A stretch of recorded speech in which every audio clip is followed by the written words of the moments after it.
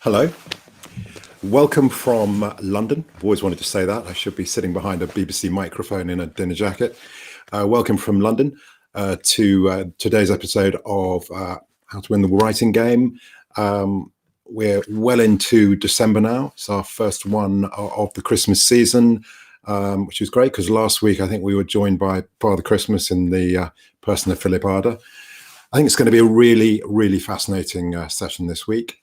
We're joined by Alex Reeve, who I'm sure many of you know from his debut novel, The House on Half Moon Street, which is the first book in a historical crime series. I think we're up to book 3 now, and he's just told us he's writing book 4. It's published by Bloomsbury in their Raven list, one of the launch titles of that in May 2018. And he's already been published in America, Japan, Dutch, and maybe Dutch, French, and German. I think there are probably more languages on the way as well. So the first book is set in London in the 1880s, and the book introduces one Leo Stanhope, who's an assistant pathologist in love with Maria, and he's hiding a very, very big secret. I'm not going to tell you what the secret is. But I have a feeling it will emerge during Alex's conversation with Sam Blake. The House on Half Moon Street was selected as a Richard and Judy pick in 2019 and has done incredibly well. And I urge any of you who haven't bought any of his books so far to do so. And I know links will be appearing in comments. As ever, keep your questions coming. I will re-emerge at the end of this and put some questions back to Alex. And I'm really looking forward to sitting back now and enjoying the conversation. So please welcome Sam Blake and Alex Reeve. Hi. Oh, that worked really quickly. Right. Sorry. I'm just going to bring Alex in too. Don't apologise for working. There's a countdown for him now. There we go, Alex. There, you've popped up. Hello. Now. So just move over. How are you? I'm going to pop Simon out of the stream, so I have to do a bit of jiggling now. In stream.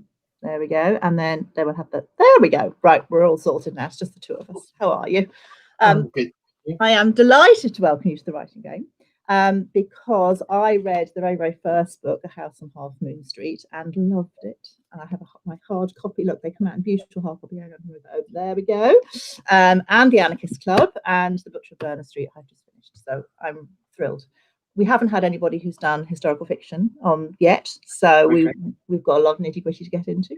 But to start off, if you could just tell us a little bit, for anybody who hasn't read the series, a little bit about Leo Stanhope and why historical fiction. Good question. I sometimes wonder the second one myself. Yourself? In the thick of some research challenge. A little bit about Leo Stanhope. Leo is at the beginning of the House on Half Moon Street. It's 1880 in London. He is 25 years old, and he's working as an assistant. What it says on the back, it says pathologist. He's not actually a pathologist or a coroner. It's what they call surgeons of the dead. So I guess a pathologist in a way, but slightly different. So he is in love with a local girl called Maria, and he is hiding a secret, which is not really a spoiler because it's very obvious in even the first pages that his secret is that he was not born Leo Stanhope, he was born Lottie Pritchard. And so he's hiding a secret that he is a Victorian version of a trans man in Victorian London. So he has to hide that and keep that a secret while at the same time, not for everyone, but for most people, while at the same time, when Maria turns up dead, very sadly murdered, then he has to go and solve that crime. And it of course turns out that Maria is also hiding some secrets of her own. And while solving the crime, he has to keep his identity under control and hidden. So that's the story of the first one. And of course, they go through steps. Yeah, and build on that. And so I suppose there's two questions here jumping out. I just wanted to acknowledge the fact that the whole sort of transgender issue in Victorian England was quite common, wasn't it? Because we have a very famous Irish surgeon, James Barry, who was a surgeon with the British military and was in fact a woman, and lived his entire life as a surgeon working with the soldiers. So maybe it's a medical thing. Was that something that was? Is that just a coincidence? Actually, kind of, yes, a little bit, but I was very aware of James Barry, obviously, and an amazing story. So I mean, James Barry rose to be like the #2 surgeon in the British Army. He was the #1 surgeon and was an innovator in surgery in India and elsewhere. I mean, some of the surgical practices that were done for the next 30 years, right up to the First World War, were originated with James Barry and the work that he did on things like cleanliness, for example. He was one of the originators of the idea that surgical environments should be clean. So you're dealing with a very sophisticated and clever and renowned individual, and he, of course, was born female. So yeah, there's heritage there. We know of many other. I mean, there's many other examples of people who were trans in the Victorian era through obituaries, sadly, and also through court cases where they were taken to court. So it's quite reality that they existed at that time. They're not really represented in the literature very much at the time, hence writing these novels. Yeah, that's why I think Leo is so amazing. And you took a lot of advice, didn't you, from trans organisations to make sure that you got that right? Yes. So I am not trans, so I'm of course dealing with issues of representation, and do I have the right of representation, which I think is a fair sort of debate to have. And I came down in the end to a number of conclusions. One is I thought the story wanted to be told, and I tried to tell lots of other stories instead, and I tried to make Leo a B character or a C character, and yet I love this. He's such a hog. He kept sort of getting the spotlight every time I put him in a scene with other characters, and somehow it always just came back to him. So in the end, I just kind of gave up and went, look, I'm just going to write you as the central character. It's clearly what you want. I talked to a lot of people about this, most of all members of sort of prominent societies like the Beaumont Society, who were incredibly helpful and very supportive, read 2 drafts of the book, the first book and a draft of the second book, and just sort of were really, really supportive.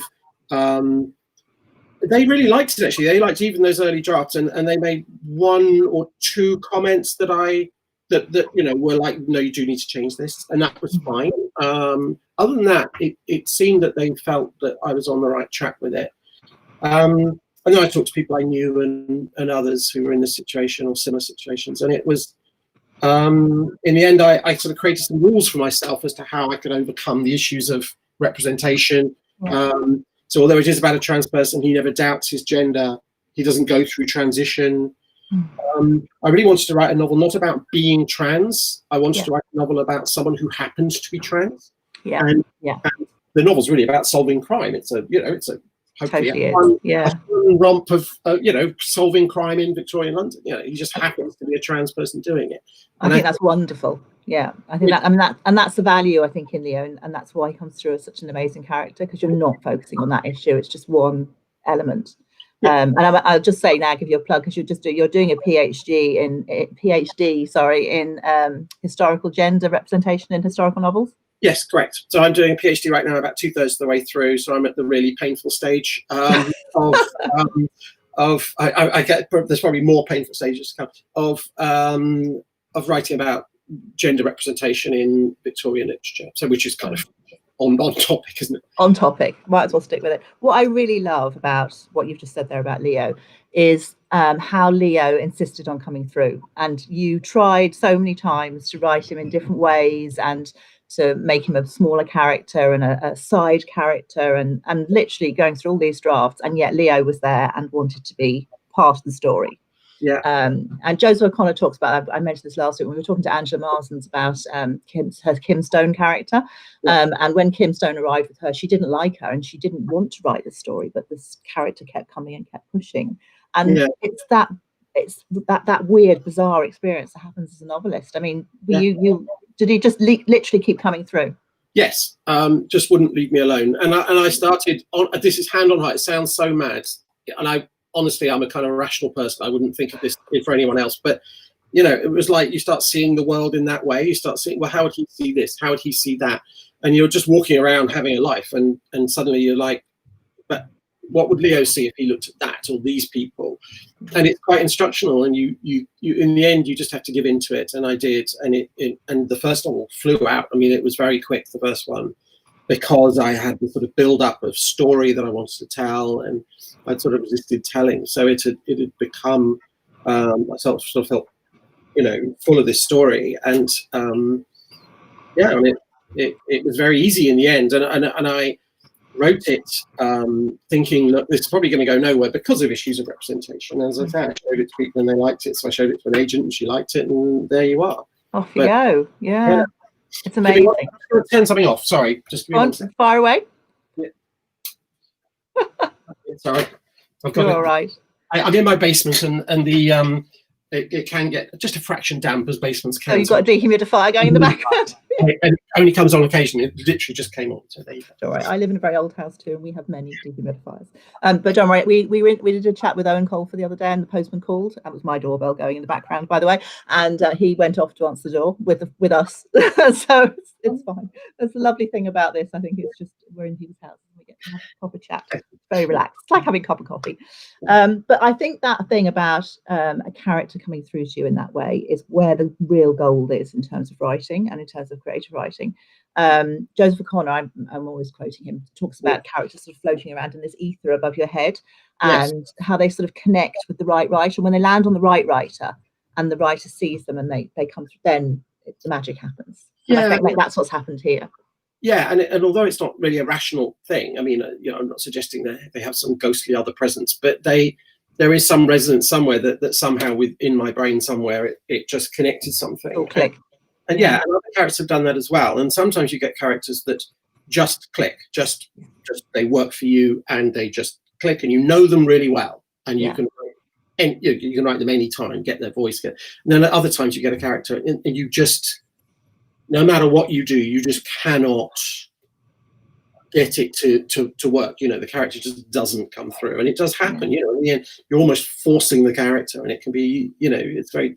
I don't know what makes the difference between one and the other. Just something magical. Yeah, I think that maybe that one that's the one that's difficult is because you haven't got it right quite. Maybe it's that I had a character in Keep Your Eyes on Me called Victoria, and I spent a lot of time trying to make her an Irish character, and for ages, and then I suddenly realised that and she was supposed to be from Donegal, that nobody in Donegal, it's very unlikely anybody in Donegal would name their daughter after a British queen, and that blew the whole Irishness out of the water. But I knew her name was Victoria anyway. She ended up being Italian, and it's a long story. But I just think, sometimes you need to work with a character, because you teach creative writing too. I'm going to give this a plug now at this point at the university. So you're a good person to talk to about this. But that working on character and getting a character right makes them jump off the page, doesn't it? It's so important. Yes. And I have a sort of rule for myself, which is if I can't make it work, and I can't make it, or a scene, you know, I want something to happen, and sometimes I get stuck. So I'm literally doing it right now with book 4, where that I'm sort of can't get beyond a certain point.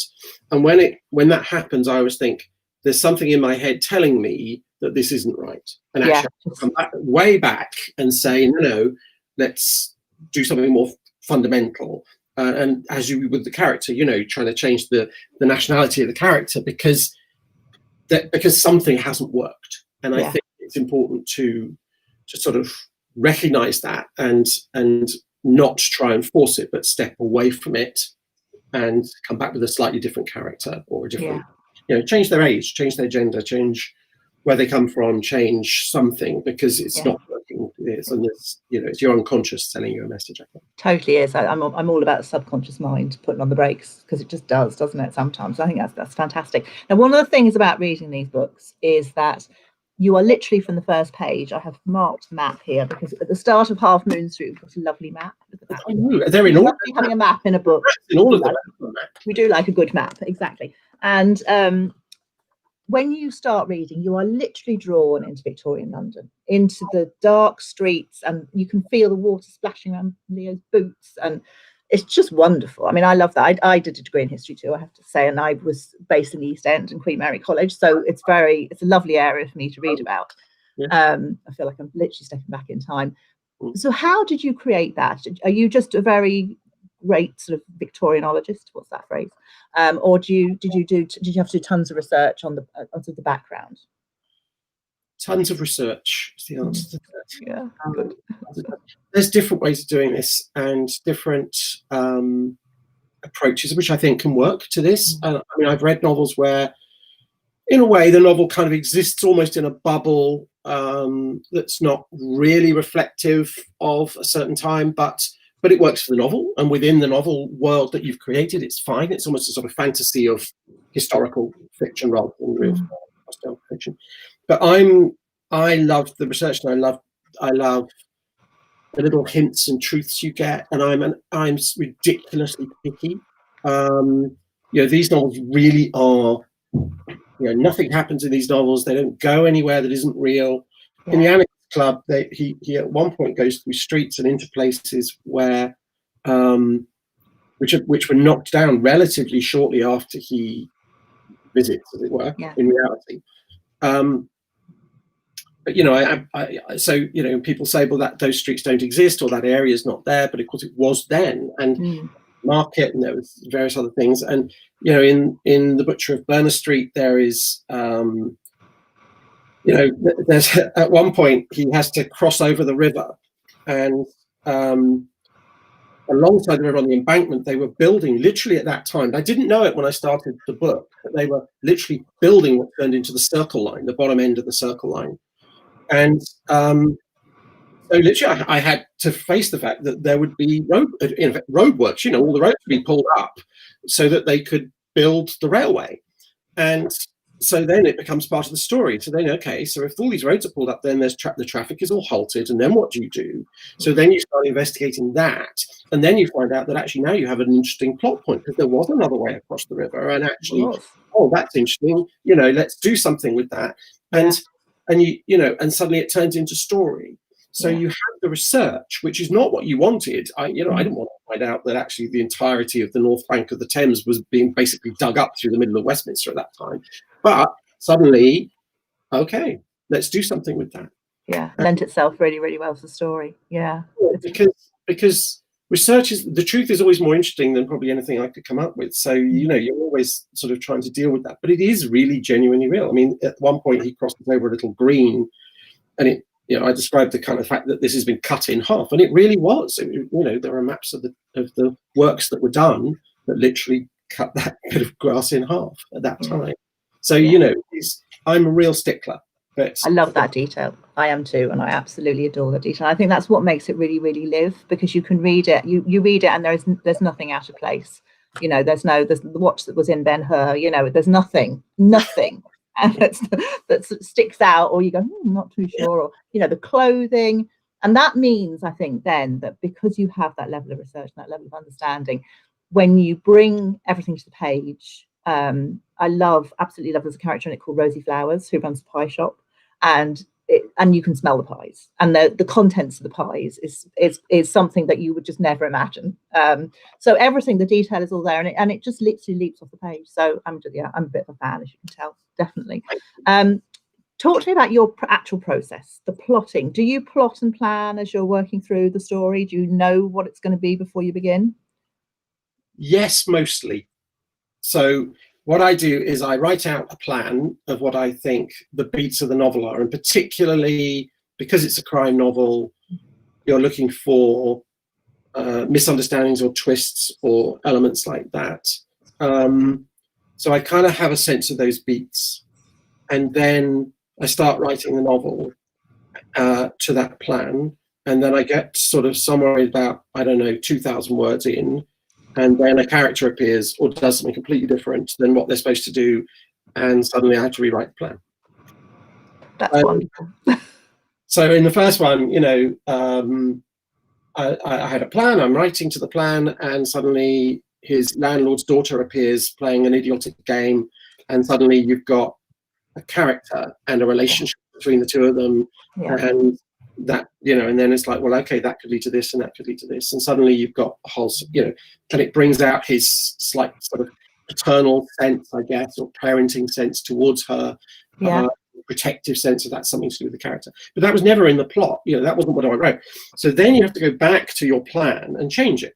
Yeah. And build in the new thing. And then you write another 3,000 words or 5,000 words, and then something else changes. And then you've got to do it all again. Somewhere, and I keep doing that to about halfway through, and then I just pack it in and write the rest, because by that time it's in my head anyway. And and you've worked out the and to some extent, less new things happen, as it were, in the second half. Yeah, because you're now paying off all the things you set up in the first half of the writing. So the first half is more likely to throw up new things. I have changed who did the murder. In the second one, I changed who did the murder about halfway through. I changed my mind as to who it would be. That's quite exciting. Yeah, that as well, because suddenly you've got to go back and do a bit of rewriting. But generally, so I plan, but in a very flexible way. I think you need to keep it high level. I mean, some people, I know Laura Shepherd Robinson, she writes, who's a great writer. She wrote Blood and Sugar, and she writes like a 20,000 word plan. To it, or Abir Mukherjee does his plans on PowerPoint and Excel spreadsheets. Oh my goodness me, that's next level. That is. I know. Well, he's a trained accountant. I guess it sort of comes out. He does, does that. And is yours a linear plan? Do you write out like a treatment, or do you do it in? I have this thing where I do columns, and I know Sophie Hannah writes a treatment where it's like chapter by chapter, like she does the 20,000 word type thing too. Wow. Okay. How do you do yours? It's a Word document, so it's linear. Then I usually need to do a timeline. So I'll do a timeline. I do a bit like Abir on this. I do a timeline on Excel because literally I don't want to say, this he just does this on a Sunday, and then and the next day, and it turns out the next day's Thursday. You need to have some structure. And I'm sorry, but as I say, I'm a real stickler, so I'm doing things like phases of the moon. I love that. I do that too. Yeah, I know, it's terrifying. What the weather was like in 1884. What are we like? I mean, who cares except for us? I know, but somebody will notice. I know. I'm literally doing weather in the second book. At one point, he refers to the January snows and there's still sort of sludge in the kind of corners. You know how sort of the snow stays in shaded corners, and he refers to that because that January they'd had a ton of snow, and I can't not do it. So wonderful. So that all has to go into Excel just so I've got dates. But that's not the story. That's just so I can keep track. That's something I do as I go, not I don't do it before I write. I do it as you're going along. Yeah, I think it's fascinating, and I think that it's that level of detail which literally just makes it live, and it really does. And it gives you security as a writer too, I think, because we've got this ephemeral thing of story, which we know what's going to happen, but we still, like you say, a surprise has come along. But when you've got those structural pieces, like what the weather was like, or what the moon was doing, or if they're looking out the window, can they actually see anything? If they're, particularly in Victorian London, if they're walking down the street, have the lamps been lit, and if they haven't, can they see anything? Is there a moon? Is it cloudy? Whatever. That gives you a structure, doesn't it? And it does. World. It does, and it helps you feel the world. So. Thank you so much for your nice statements about how it feels real, but because it does to me. Yeah, it really does. Otherwise, I think you can end up with a kind of Victoriana. Yeah. I mean, things like pea soup fogs. They did have pea soup fogs. They didn't call them pea soupers as it happens, but they did have them. But it wasn't really very common. This was a winter thing. It was mostly smog. Mostly actually smoke, not fog at all. A lot of that came from sort of 1950s movies, where, quite frankly, they didn't want to build an entire set. So they just fudged it out with a bit of smoke. They just put a bit of set, and the rest they just blew smoke and fog. So to avoid having to build large sets. So we've inherited this idea that it was constantly foggy in London, but it really wasn't. Yeah. And this kind of fires. Yeah, you can end up, I think, with. I think you can end up sort of mimicking other people's mimicking of other people's mimicking of Victorian London. And go off at it. Yeah, that's what's lovely. I think if you because you're literally, it feels like you're going back to primary sources and that everything's right. I mean, the boxing in Butcher of Berner Street is set around a boxing club. It's like a theatre's the wrong word, isn't it? But it's show boxing, and that feels so right and so real, and you can feel the sawdust on the floor, and the detail is there. And was that something that you found out about when you were doing your research? Yeah, these were real things. They were called penny gaffs. They put on little plays. They were entertainments in the East End. Basically, they didn't have television and couldn't afford to go into the West End for theatre, so they had little local pubs and bars and clubs would put on all sorts of entertainments, dog fighting. They put on Shakespeare, sort of heavily truncated and simplified version of Shakespeare, all sorts of things. And part of it was boxing, wrestling, and they really did have women's wrestling. I mean, the book opens with women's wrestling, and they really did have that. Women's boxing and wrestling really did exist. Didn't stretch into the West End or anything like that, but the East End of London they did. Yeah, it's fascinating. Great twists around that. So it's just really interesting to hear the process. How long do you spend doing the research before you start the actual writing? By now, actually, because at this point I actually know quite a lot and have quite a lot of, because of 3 books and so on, and so I don't necessarily need to do a huge amount before I start. Generally, I have a sort of idea, and then I do research, and then get really annoyed because the research doesn't go with the idea. Doesn't help you. I know, it doesn't help. I had a whole idea for a book which would take place sort of partly on a prison hulk, the prison hulks that they had on the Thames in Victorian times, but they'd all gone by 1880, and it was really disappointing. So I couldn't do that. But I do enough research that I can know the basic beats of the book, and I know I'm basically in the right place.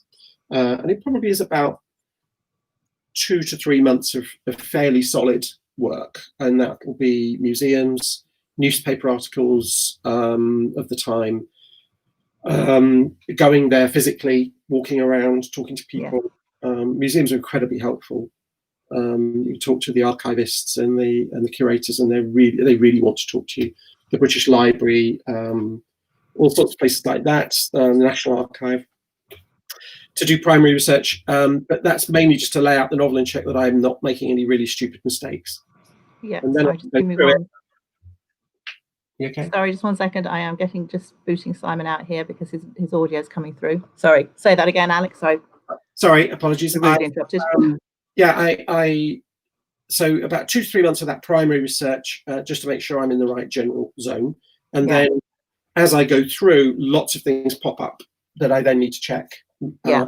Geography, maps. I mean, honestly, the level of stickledom is ridiculous. I do know it's ridiculous. But in the second book, he takes a bus journey at one point. So I go and find the bus timetable. I mean, I love that. I just love that level of detail. Honestly. And he has to get on the bus at the right time, and the bus has to stop at the right places. And he's going to the zoo, so he and the bus didn't go to the zoo. They dropped the nearest bus would have dropped him off at the corner of Regent's Park, so he would then have to walk. Down. He has to get off the bus there and walk, and so that kind of thing. Obviously, I do as I go along. Yeah, but it opens up story. Do you find that I love it when you're doing research, and then you find that actually something does connect with your story? And then it's like it was waiting for you. It's like serendipity, and that's one of those moments of like, oh yes, we're onto something here. Does that happen to you too? It does. So a good example is in the first one. I won't give it away because there's a bit of a spoiler. But in the first one, there's some scenes towards the end that relate to, how do I put this, to how people are transported from one country to another. And a couple of people have said, well, it's great to see the historical research, but it's a bit of a shame you kind of made that bit up at the end. Oh no, that's real. That really happened. That's great. People were, I mean, it's horrible, but people were transported in that way. Yeah. Between Britain and Holland, and it's absolutely real. So sometimes you turn up this research and think that's too good not to use. You've got to get that in somewhere. Yeah, absolutely. And in the third one, I used the tunnel, obviously under the Thames. And the tunnel is great. Yeah. Exactly. Again, real, it's still there, in fact. And again, you just turn up something and just think, wow, that's just so such a nice sort of setting or historical event. Yeah, it's brilliant. And so in terms of, do you set yourself a word count as to how many words you try and write per day? Because you've got a full-time job. I said we talk about 2 or 3 months of research here, but actually that's in around, you lecture in London, don't you, in business and proper things, and then you teach in creative writing too. Yeah. So yes, it hogs a lot of time. Sorry, what was the question? Do I do the research? Sorry, I wanted to, because you were talking about you taking 2 or 3 months to do the research, and you do have a full-time job, so you're trying to fit in everything around 2 full-time jobs probably. But in terms of how many words you write per day, do you do the daily thing, or how do you make that work? I do. I like targets and I like deadlines. I'm that unusual writer that actually likes the deadline, because otherwise I just drift. Procrastinate research forever, and so I do like to have some sort of sense that I'm making progress. So yeah, I'll set about, if I have a day, I'll set that at around 1,500 words on the day of finished new words, and that will usually include going back over something I wrote yesterday.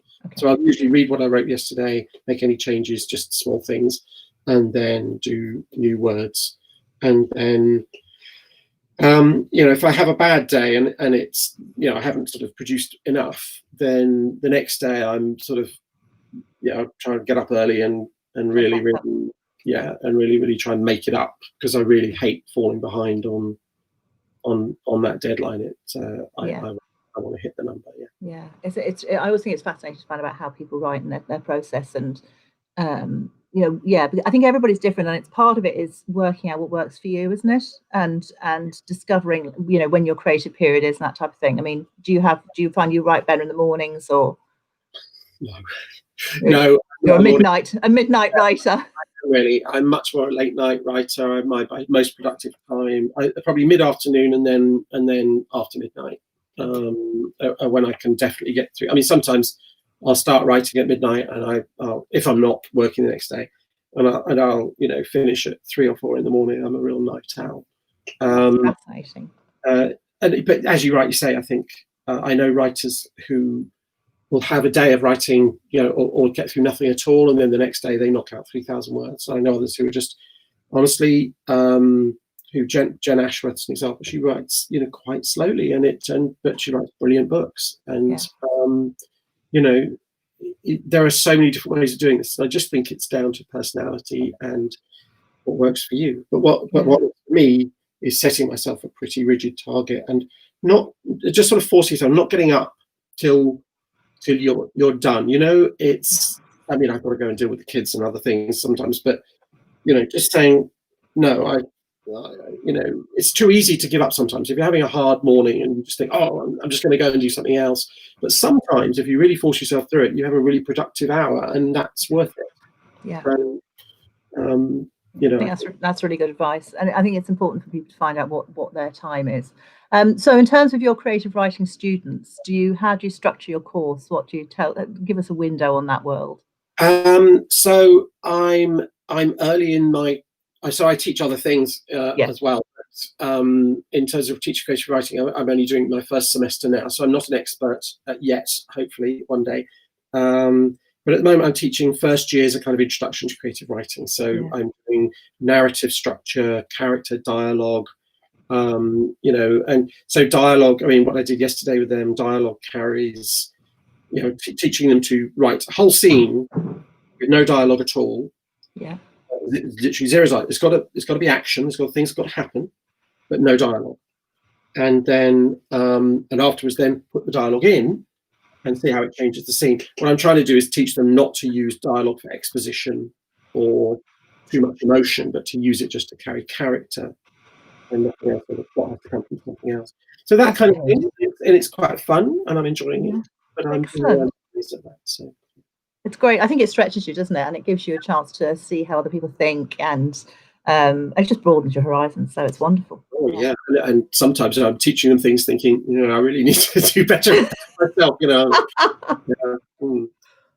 it's great. But actually, in fact, I'm talking about dialogue. The dialogue in all of your books is brilliant. It really moves everything along. I mean, they're very, very pacey. You tend to think about historical fiction maybe being a bit slightly slower perhaps than some fiction, but they are crime and they are really pacey, and you are completely hooked.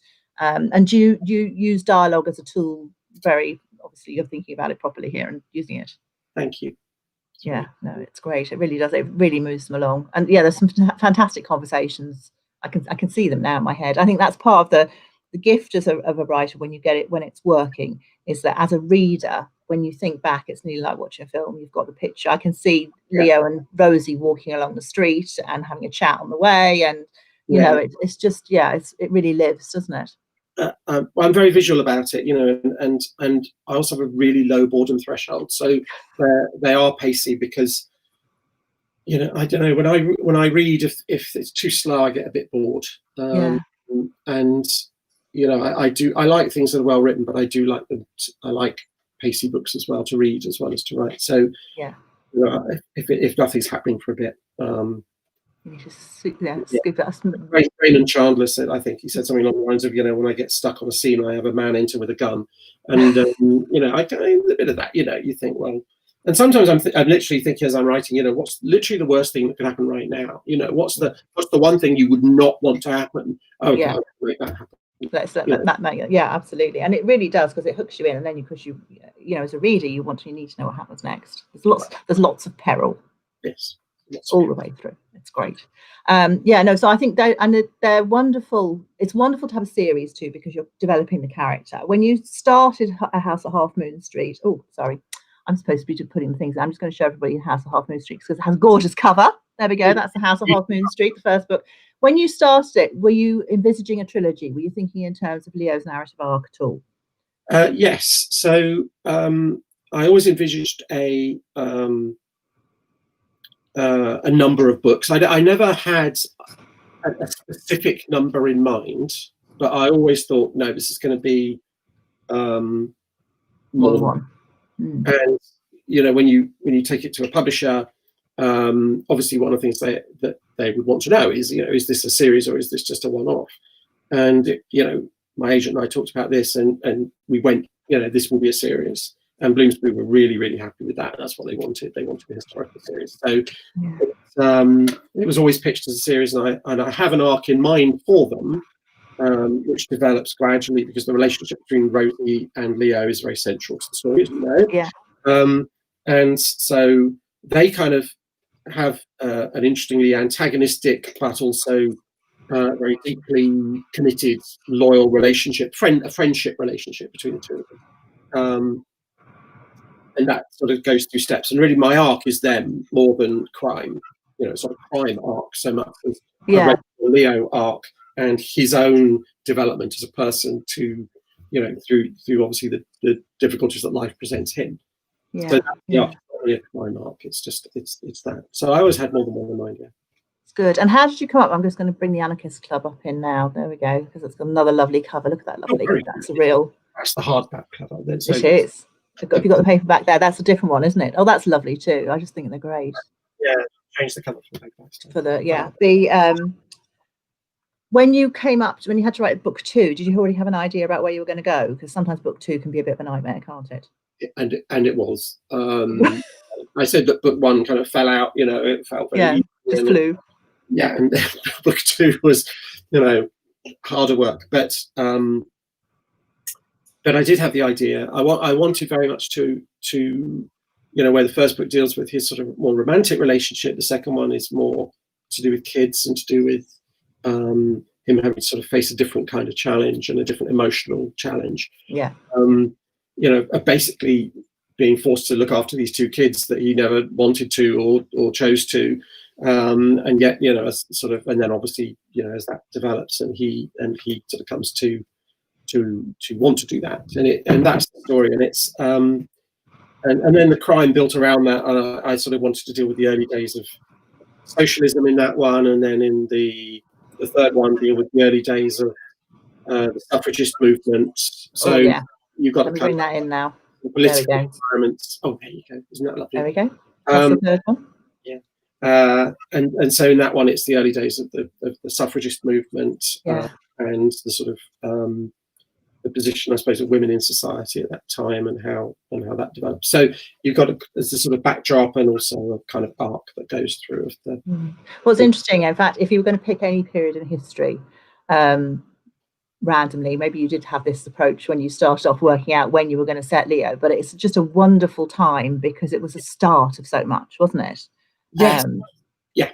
So much that's recognizable now has its origins then, and the streets of London, and the geography, but also social movements, political movements, social change, and often we think of Victorian times as sort of being crinolines and bonnets, and you have that sort of very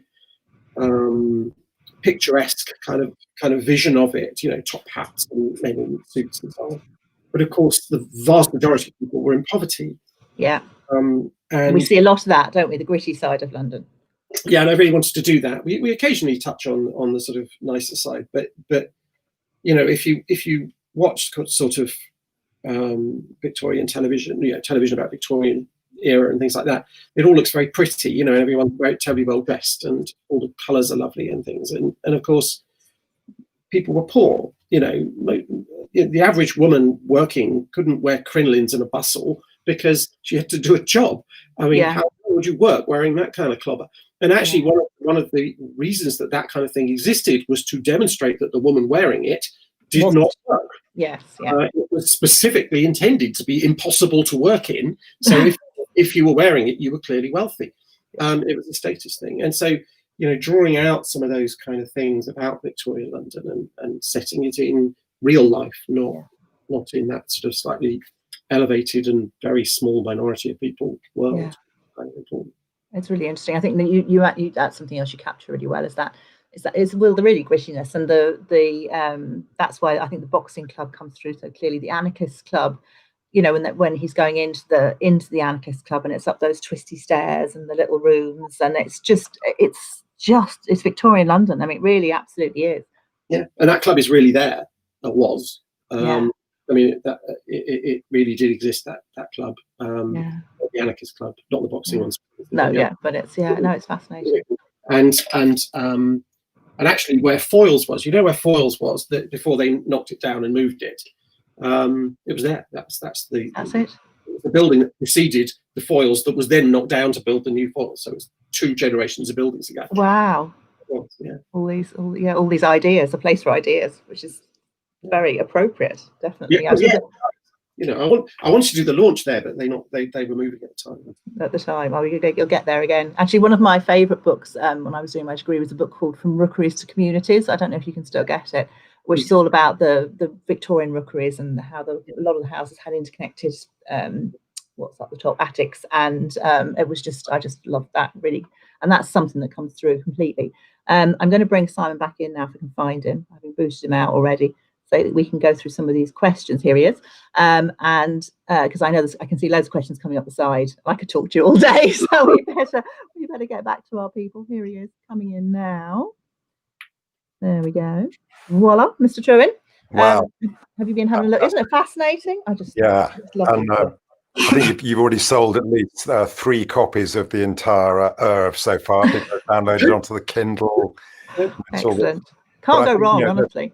There's a huge amount of interest about how you balance your interest as an academic in the period with your need to sort of propel a novel, and whether you ever find a really good bit of history, but you can't find a way of getting it into the book in an authentic way. Yeah, that does happen. That has happened. Just it doesn't work for the story, and you have to be a bit disciplined. I have written whole chapters of things because I just love that period, and then you come back to it a bit later and just think, look, this is fun and interesting, but make it a short story later or something. It's not working for this novel. It just doesn't fit, and you have to take it out, and it's quite annoying. But hey, it's a really good tip though, to use it as a short story later. Like nothing's wasted, is it? No, and actually, it's almost a sort of mental trick you play on yourself, because you say, "Look, I will keep it." Honestly, other me, sensible me is saying to other me, "No, you will keep it. You'll do something with it. Just put it as a short story." And of course, it goes by the by, and maybe you do and maybe you don't. But exactly. But you've parked it mentally. you parked it and you can move on. Yeah. Excellent. So we have some people who are writing historical fiction, who I have to go through all these questions. Did you see anything jumping out here, Simon? Yeah, I mean, I think, just things that have really resonated. I mean, Ita Roche is saying she loves that you call it the beats of the novel, and she said that really brings it alive and sits well with her right brain creativity. So is there a moment for you when you're writing that the novel takes over the process? Yes, definitely. And it can come and go a bit, but definitely there's a stage where you are, it seems to have a life of its own, that you're all, I sometimes almost feel like I'm transcribing a book that already exists, that it just, of course it's this, and it just goes. But I will say there are other moments where it is a lot different from that, and you are sitting there, frustrated because it doesn't seem to work and you can't get it, and you feel like far from transcribing an existing novel or telling a true story, that actually what you're doing is sitting in a room making shit up, and it's not working, and it's just I become very aware of my surroundings as well. I mean, I'm here in the basement, in my little basement office of our house, and you can become very sort of, oh, I'm here, I'm in this house with my desk, and it somehow you're not in that world at all. So sometimes it does absolutely feel like that, and other times not at all. And you have to just work through it till it feels like that again. I'm also interested in which contemporary Victorian novelists you kind of return to, because I mean, clearly you're writing historical fiction, they were writing a contemporary novel. Is there anything, do you find that useful to kind of draw from? Yeah, you mean actual Victorians writing, not? Yeah, no, absolutely. Yeah. So Dickens, for sure. I mean, yes. So I tend to read Victorian novels when I'm not writing. Okay. So if I'm writing, I tend not to read them. I find myself getting slightly infected by their style, and it can get a bit pastiche-y. Yeah. Again, we get a sort of stray into academic territory to do with neo-Victorianism versus Victorianism, but you're not writing a novel that could genuinely be a Victorian novel. The language is different, the structure is different. Yeah. There's no need to repeat what Dickens has already done really, really well. So I'm writing a novel that, although it is set in the Victorian era and acts as though it's a Victorian novel, is a modern novel, and has the pace and structure of a modern novel. So you are, there is a sort of compromise to make. So that's why I read quite a lot of Victorian novels when I'm not writing. Yeah. So it's in between. I remember I think it's in The Importance of Being Earnest that Miss Prism was writing a 3-volume Victorian novel, which she then mislaid in a, which of course, ended up in the left luggage. But they didn't write novellas, really, did they? No. I mean, no. I mean, the history of the French Revolution, is like 5 volumes or something. And the first volume was given to John Stuart Mill to read and comment on, and his maid set fire to it by mistake. And it had to be completely rewritten from scratch. I mean, those were the days, wasn't it? You didn't blame Dropbox for losing your file. No. Your maid left it too close to the fire, and they lost the entire thing.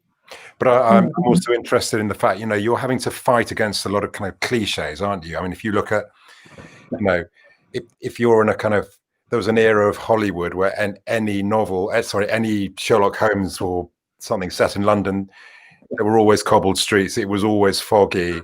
There was always some lighting the gas light at a particular moment and all of that. And do you find your duty as a writer now is to kind of unwrite the cliches and make it real? I do. And Sherlock Holmes has a lot to answer for, not the books. Doyle's brilliant. I love him, but the sort of adaptations have a lot to answer for. The cobbled streets thing. I mean, a lot of streets were cobbled with wood, not stone. Yeah. And they would have sounded very different. Imagine, you're walking along on wooden cobbles. It's going to sound very different from stone. The fog was, we talked about a bit. The gas lights. I mean, actually, some of London by the 1880s and 1890s, which is the Holmes era. I mean, fairly late in that era. The electric light was already present along at least some of the Thames by the end of that. So you end up with, yes, you do have to correct some of these things, and you end up very pastiche. So do you see? Do you like the idea of writing a standalone novel at some point? I mean, clearly, you've got your fellow traveller in Leo at the moment, but would it be nice to kind of leave him in a cafe somewhere and go off? Tea room, Lions tea rooms. Yes, he would like Lions tea, ABC tea rooms, Lions tea rooms. He could do. Yeah, shop. He'd be very happy there. Yeah, I do. So I'm writing book 4 right now, and but at some point in the next 1 or 2, I think I will probably do a standalone novel. Still crime, still historical crime, because that's what I love. That's what I do. Possibly several ideas, but possibly either going to a sort of sometime between the wars, sort of 1920s, early 30s, or possibly actually going back a bit further into Victorian history in the early 19th century. But I don't know, because I'm writing book 4, and so I can't. You need to concentrate on. I know. I love I love the 20s and 30s. That's my period that I really like. I think it's just such an interesting era, and although there are lots of contemporary novels written then that we still read today, but you don't often see it written about today as much as Victorian or Tudor or those kind of periods of history. So. You talked a lot about research, and you have a duty to get things right. I presume, like, newspapers were a really important part of Victorian culture, weren't they? There were many editions every day, and court reports went on for pages and pages. So that must be a huge asset. They're a huge asset. I love them as well. They are, I tell you honestly, hand on heart, they are beautifully written. They are totally different than how you would think. They are very opinionated, I mean, there's so much better. Honestly, just the quality of the prose was amazing as to how well written the newspaper articles were, and very different attitude than what you might think. I mean, reading about trans people in the Victorian era and how they were treated, the newspapers are really quite, in many cases, not every case, but in many cases, very sympathetic, quite humorous. Not at all. You have this image of sort of austere Victorian values, blah blah blah. You don't get that through the newspapers. They're often quite amused and sympathetic.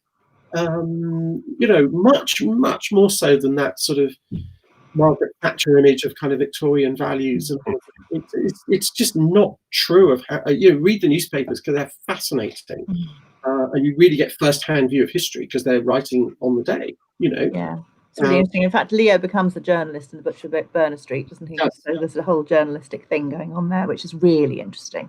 He does, and partly because you need to give him a reason to get involved in crime all the time. As in the first book, it could be someone he knows who's murdered, but you can't be doing that by the 4th book. Bodies turning up everywhere. Roach, just don't get to know Leo, you'll probably end up dead. You need some reason for him to get involved in sort of different circumstances. So I sort of moved him on a little bit to be a journalist. Yeah, no, I thought that was really interesting, and it was really good because that he brought that suffragette the stuff through really well. I thought that was really interesting. And in fairness, he's a terrible journalist, really. Yeah. So, I made him moderately incompetent, which I quite amused me at the time. It all adds to the character, doesn't it? Definitely. Yeah, it's really interesting. There was a lot of interest in the fact that Leo kind of pushed his way through the crowd of characters in your head and said he wanted to be centre stage. Yeah. Who are the other characters, and do you think they may push their way forward? Yeah. So you mean the other characters in the books as well? I mean, was there someone who was going to be the lead but ended up being, plot point B? Or I tried other things. So one way was to focus more on Rosie, which did work, but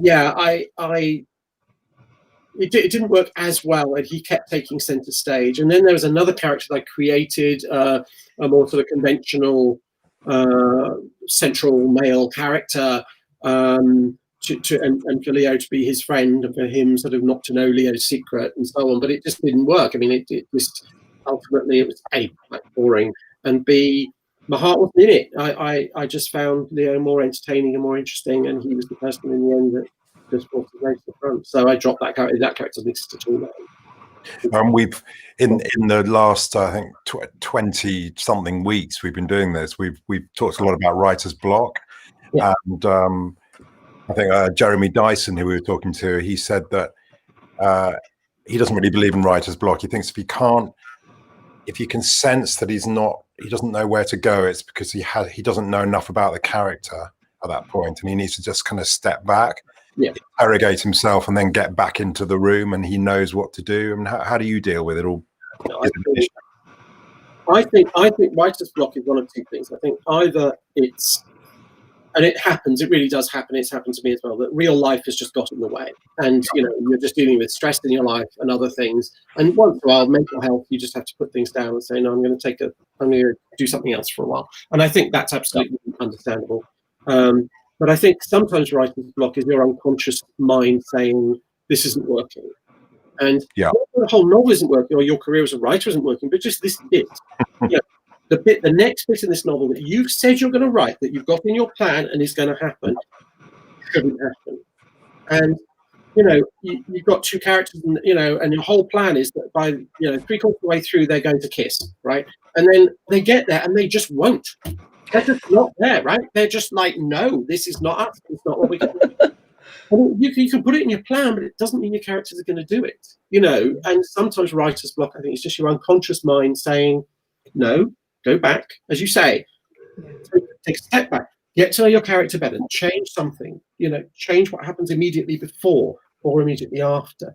And I also find this, by the way, I will say, and I don't know how you find this, Vanessa, but sometimes I find I'll get an editorial comment from my editor. She'll say, this isn't quite right, you need to change it. But it's not actually that's wrong, it's actually something else that it wrong. So I will not actually follow her edit. What I'll do is follow what needs to change that she's picked out. Not necessarily the exact thing she's picked out. It might be something earlier that has not made this real. That's a really interesting point, actually, I think, isn't it? In terms of, certainly when you're as a reader as well, when you read something and it's not quite right. As a reader, you might not know why, but as a writer, when you go back in, you can see that the foundations are wrong. It's the scaffolding, isn't it, of the book? She takes the piss out of me for constantly not changing the things she not following your editorial notes at all. But the same, I think, with writer's block, that sometimes it's not the thing you're on that's the problem, it's something else, and you need to go fix that. Are you becoming a better writer as you write more books in this series? Are you kind of second guessing your weaknesses and jumping around? I definitely am.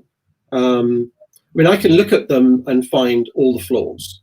I know what's wrong with them, and I am aware also of where I can come unstuck. Probably, things like following little curlicues of ideas that don't quite land but are in my head, and I need to sort of strip back a bit. The first book obviously was drafted like most first books are. The second one, because you're writing to contract at that point, wasn't drafted as much and needed quite a lot of editing. And by the time I got to the third one, it needed less, and this one again will need less. So you learn as you go along, don't you? Exactly. You learn, frankly, what makes a better novel, and things like that. So I don't think I'm a better prose stylist, but I do think I'm better at structuring a novel, and building the characters and so on. It's interesting. There was a question earlier. Just, did you always want to be a writer? Was it? How did you suddenly? I did. The notion to write a book. I was a dreamy little kid who wanted to be a writer as a kid. And that was always my dream. And then real life kind of got in the way for a long time. And, family, and jobs and Life. Yeah. And I had a job. I didn't think about it. Not that I didn't think about it. It was kind of in the back of my head, but I didn't put it to the front of my mind, I guess. And I was literally on. I'm in my 50s. I was on a train one day and going to work, and literally it just almost crashed in on me. Like, why am I here? Is this really what I, and I sort of remembered that little boy, I think, and that, who was dreamy and wanted to be a writer. And I think, although it then took a little while to get to the point that I could carve out the time and do it, which with a lot of help from, my wife and my family. But I think that was the moment where somehow I couldn't quite go back. My heart wasn't in it after that, in work, I didn't get to actually do it for another 2 or 3 years because you have to sort of. But you've made that mental shift. But I did a mental shift after that. Yeah. So I did always want to be a writer, but there was a large period in between where it wasn't really front of mind. Yeah. And then it suddenly happened. Wow. That's fantastic. Well, somebody here said, where did that hour go? I could listen to this all day. You could do. I could ask loads of questions. Yeah. On the last point, I would encourage people, because there's probably people, I'm sure quite a lot of people here, listening, who are later in life or have jobs and busy lives. Yeah. And there's so much emphasis, I think, in writing sometimes in media, not in the actual writing, but in media and how it's, the bookseller and so on. Yeah. On young, the young, the beautiful, the hugely well-connected, the daughter of such, the son of such and such. And I think I'm a good example of someone who is not well-connected, who did not go to either Oxford or Cambridge or Queen's or any of the other, elite universities, who, who's not anyone's particular son or daughter in terms of writing, and had another job and just wrote a book and found an agent and found a publisher, and here I am. It can be done, and I just think people, and also I shop this around a bit. We went out to 10 different publishers, and one took it. I wasn't the subject of a 5-6-figure auction or whatever. And great for people who are, and fantastic, and of course marvelous. But that wasn't me. And it doesn't always have to be that. It can happen more gradually and happen after a career and other things. You just need the one, don't you? But it's a perfect fit for Bloomsbury too. Well, and I was lucky at the time. They were building a fine list. Well, they were lucky as well. So with you. Yeah. But I think that's a fantastic way to kind of round this off. Is to think I think that's that's incredibly encouraging, and I think we're going to take a lot away from this hour, but particularly the idea of sitting on a bus, just thinking, why am I here? What am I doing? And then. Yeah, but you found a passionate agent, you found a great publisher, and you're now being published all over the world. So quite clearly, it's about telling a great story, isn't it? And doing it with authenticity and integrity. At the end of the day, I guess it is. Yeah, I mean, it is. Come on. Yeah. Yeah. Enjoy it. It is. And if you tell the right story, I mean, I firmly believe, and my agent says the same, and Simon, obviously you'd know better than me, but I firmly believe that people who have a good story and a good voice and have something to say, it can happen for them with the right, a bit of luck, and it can happen. So, find its home. Right. Excellent. Well, no, really good. Thank you for your honesty, and thanks for giving up an hour of your time on a Friday. It's been fantastic. Thank you so much. It's been fantastic. So thank you. Thank you. I'm just going to give you a quick plug, Alex, because you're talking to the Crime Writers Association in February, I think, aren't you, with Emma Darwin, is it? February the 11th with Emma Darwin. Brilliant. It's a brilliant crime. I'm a brilliant writer and teacher of writing, and so it's going to be another. I'm sure you're doing a lot more online stuff in between, but I just know that's going to be a good one that I'll be tuning in for sure. So more to come from Alex Reeve. Make sure you pick up The House on Half Moon Street. You will love them all. Anarchists Club and The Butcher of Berner Street, which is just out now. Links are in the comments, so do please pick it up. Thank you very much indeed, Mr. Reeve, Mr. True.